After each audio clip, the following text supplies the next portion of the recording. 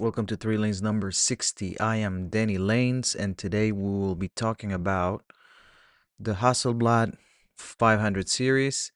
It's a topic that I really was kind of nervous about doing, mainly because I've handled a Hasselblad, but I've never taken a photo with. It's a camera that I respect. I like. One day I would like, if possible, to own. But yeah, it's a camera that I don't have experience with when it comes to shooting, but I am very intrigued about it. So today I will be going through like a brief history and also talking about the different iterations of the 500 series and doing a 4P analysis at the end. So the first things first, right? Why the 500 series was born and why was it created? And this camera was basically created or launched in like 1953. A prototype was created, and 57 it was launched. But in the 40s, Mr. Victor Hasselblad, he had a big ambition of creating uh, good cameras, and he was making cameras for the Swedish military for aerial purposes, meaning, you know, aerial shots. And he reverse engineered a capture German camera and applied the company's precision of watchmaking and machining skills to create their own version. So after the war, um, he dedicated himself to make medium format for the common people, civilians, and this is how he launched the 1600F and the 1000F SLRs, which use fast focal plane shutters, but they were kind of unreliable in intensive professional use. So shutter failures and servicing issues kind of convinced him that, his next iteration of camera should be simpler, tougher, and better for studio work and to be used with flash. So around 1953, he began prototyping a new camera that basically used focal plane shutter, uh, no more, and favor the leaf shutter built into each lens. So each lens would close and open in order to take the photo instead of having it on the camera body. But this allowed flash synchronization at all speeds, quieter operation, and mechanical simpler body. At the same time, Victor doubled down on the system camera idea, a cube-like body with full interchangeable lenses, film magazines, and viewfinders so professionals could configure one platform for many tasks instead of buying different cameras and having to switch in the field and the studio. So one camera could work for everything. The result was the Hasselblad 500C, and it launched in 1957, and it replaced the 1000F, also became the template for the entire V system for the next half century. And it combined the new leaf shutter Carl Zeiss C lens with the modular body and magazines, and this created a very unique, flexible studio and location camera that quickly gained reputation for reliability and image quality. That early design proved so sound that all later 500 series variants, the 500, well, I'll talk about this later. I don't want to give them away, but they all were essentially refinements of the same concept rather than a clean sheet redesign. So he can basically use the same approach for all the different iterations that he had. So, quick overview: the Hasselblad 500 series represents one of the most iconic and enduring camera systems in photographic history. You can still see people using them, and I'm kind of envious when I see people using them out and about. But produced from 1957 to 2013, this modular medium format, uh, it's kind of like one of the highest regard cameras out there, and it played a huge role in documenting Historic moments like the NASA's Apollo moon missions. The 500 series again uses a leaf shutter system built into each lens, and it provides reliable flash synchronization at all speeds and establishes Hasselblad as the professional's choice for fashion, commercial, and fine art photography. But one thing that I find interesting here, and comparing this to watches, I think the Hasselblad 500, it's kind of like the Speedmaster. Is the Hasselblad 500 is the Speedmaster of cameras. And I make that comparison mainly because of the partnership with NASA and how the camera has been advertised and the reputation that it had. Hasselblad doesn't use the same or doesn't rely on that advertisement or slogans anymore to make themselves stand out from other camera brands, as just like Omega does for the Speedmaster, and that's their selling point. But in that sense, it's different. I mean, we can compare products and think, oh yeah, it's the completely different. But at the time, the camera, it was, I would say, very comparable to the Speedmaster when the partnership with NASA, which we'll touch on, uh, comes about. When we talk about it, you'll see what I'm talking about. But the first Hasselblad, the 500C, from 1957 to 1970. This one is the original, obviously, and launched the V system and the modular design, featuring interchangeable lenses, film backs, and viewfinders. So you could change the viewfinder if you didn't want a waist finder. You could swap it for something else. If you wanted to switch to a different from black and white to color film, you could do that just by switching the back. But approximately 76,700 units were produced during this 13-year run. Some of the key features: the focusing screen, it cannot be changed by the user. It has to be changed by a technician, which is addressed later by the company, and is the first camera to use leaf shutters again. As mentioned before, it's a chrome finish only. It's compatible with the C-type car size lenses, and it has flash sync at all speeds. So some of the strengths: it's very affordable, entry point at 700 to 1,200 used nowadays, right? It has proven reliability, authentic vintage aesthetic, and full compatibility with other accessories. Some of the limitations is the focusing screen cannot be changed. It has to be taken to somebody, or if you're somebody that really knows what they're doing, then you can do it on your own. But it's best for budget conscious photographers that don't need frequent screen changes or can work with standard viewing screen. But next one is the Hasselblad 500C/M. This from 1970 to 1994. The M designation stands for modified, and this is referring to the user changeable focusing screen, which is a huge advantage for the second iteration. So the key features: in the changeable focusing screen, compatible with brighter, acute, matte screens, improved A-series film magazines, available in chrome and black, and production span for 24 years. Some of the strengths, again, is most reliable mechanical camera in the lineup. It has exceptional longevity, can be upgraded with better screens, widest availability on used market, and it can be found around $1,500 to $2,500 for a complete kit. Some of the limitations: it has no built-in metering, so you have to have a light meter on the side. No TTL flash capability. Basic mirror system can use slight vignetting, can cost, sorry, with telephoto lenses. And it's best for most photographers seeking the optimal balance of reliability, upgradability, and value.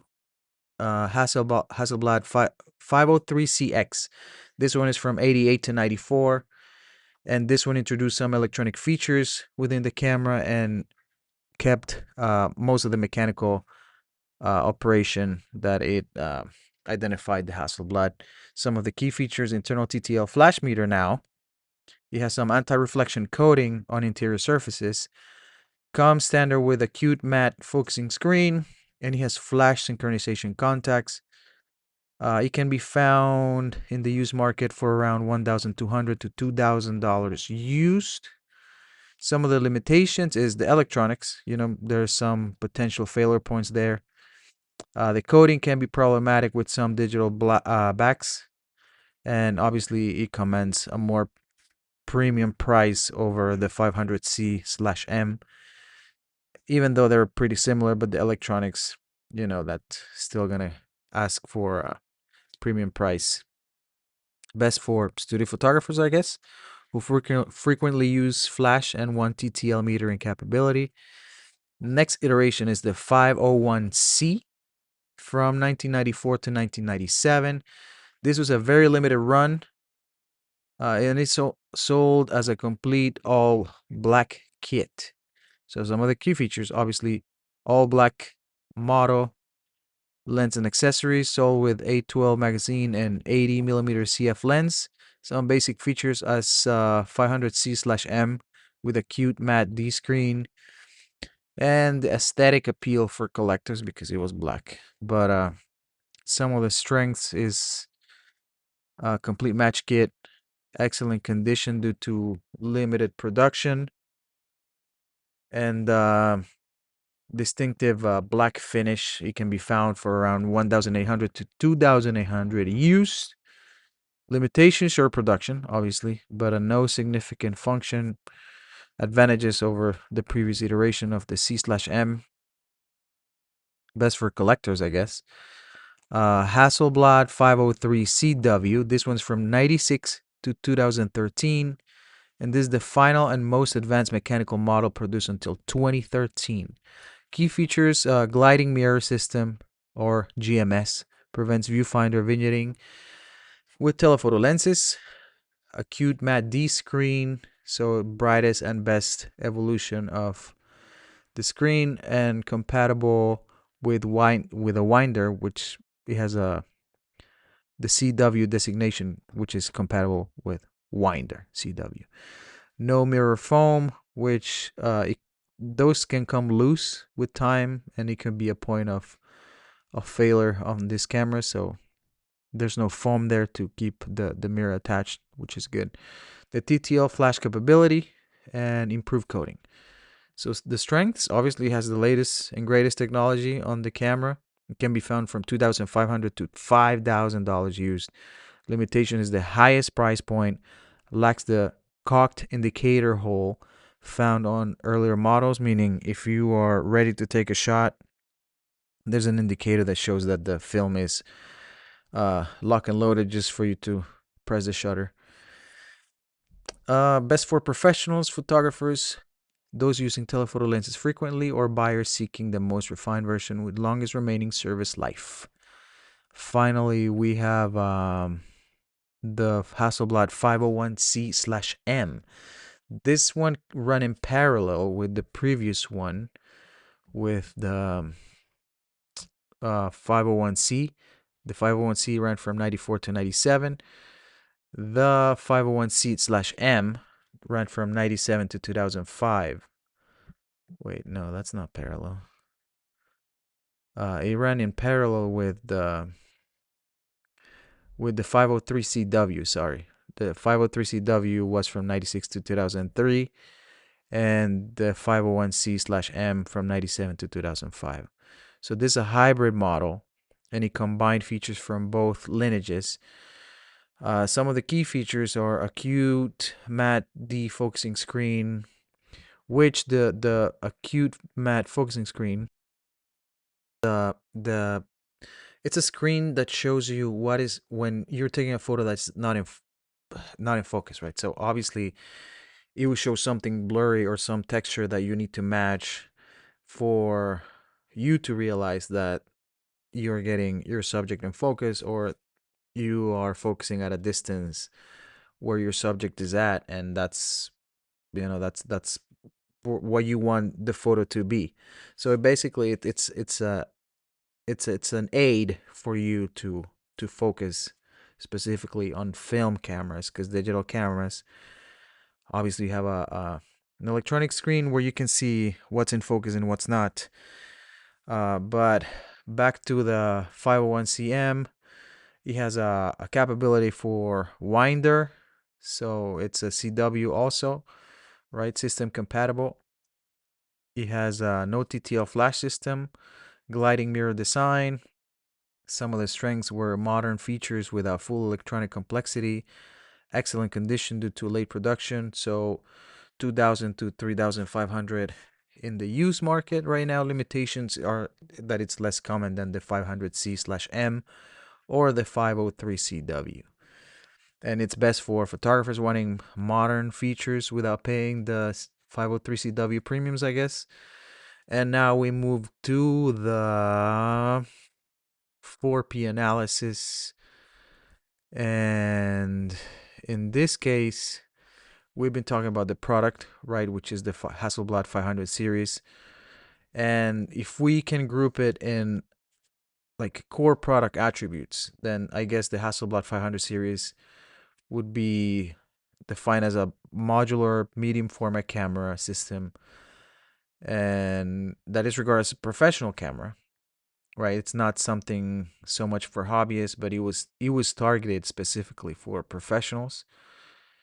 And the products line key differentiators are, for example, the technical excellence. So we have a 6x6 square format on 120 or 220 film. It's not like the Mamiya M645 that I have, right? So that's a medium format, but it doesn't cover the full, it doesn't give you the full usage of the 6x6 film. So sometimes you can take 15 photos, but you can still end up with a piece of film that it's not used. This is not the case with this type of camera. We have a leaf shutter design in each lens. We have also the Carl Zeiss lenses, which are coated optics renowned for sharpness, contrast, and color. The fully mechanical operation requiring no batteries in most models. We have interchangeable components like the bodies, lenses, film backs, viewfinders, focusing screens. The design philosophy, we know that the company is Swedish, so we were going to find some minimalist approach in the design and aesthetic of this camera with functional elegance, square 6x6 centimeter format, and waist level viewing finder, which is considered kind of discreet. Robust metal construction. It's not like the Mamiya. The Mamiya has a lot of plastic items there. I don't know exactly if the Hasselblad has uh, the same amount of plastic as the Mamiya M645. That would be a good comparison to make, but as of today, I do not know. Product line evolution, we have from 1957 to 2013. We have multiple iterations, which we touched on already. The product positioning, I think this one's really important. The Hasselblad was positioned as a premium camera. The cameras were never mass market consumer products, but rather professional tools and serious amateur investments. This positioning was reinforced through use by renowned photographers like Ansel Adams, Richard Avedon, or Irving Penn. And we also have the NASA selection for space missions. That's really, really key. And that's why I compare with the Speedmaster. Association with high-end fashion, commercial, and fine art photography. And we have a premium build quality justifying the higher costs. We have the product life cycle. The 500 series enjoy a long life cycle of 56 years. It's kind of unusual in the camera industry, but this came from the timeless mechanical design, modular system allowing component upgrades without replacing entire cameras, professional users prioritizing reliability over feature additions, and we also have the film photographer's slower pace of technological change compared to now the digital high pace changes that we see. Next P is price. The pricing strategy.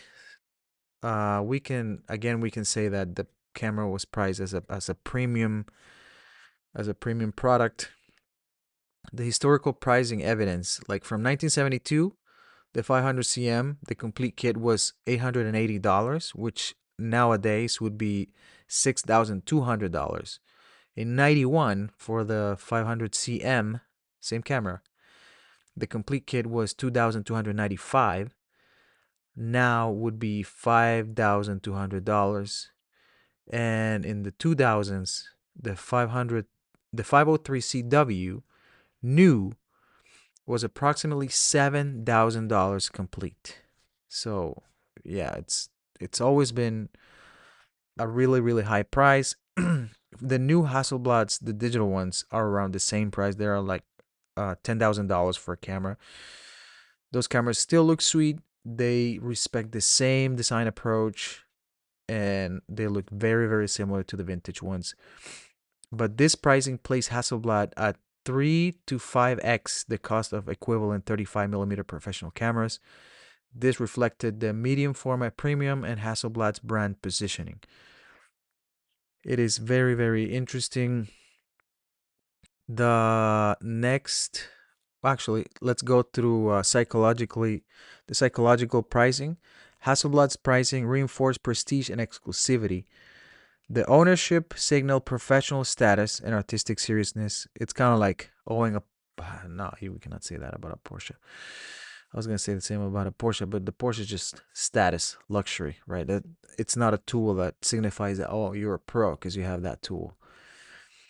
But the high price created aspirational value for emerging photographers while establishing credibility with commercial clients. What would be a tool that signifies that you are a professional?